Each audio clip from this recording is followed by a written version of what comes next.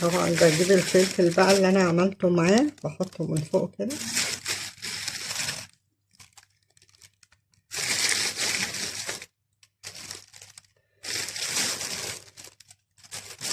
وبعمل ايه بقى برضو، بنزل بالمعلقه كده على الفلفل، بيبقى طعمه جميل جدا، طعمه يجنن في الاكل بصراحه، حاجه تفتح الشهيه تفتح النفس كده.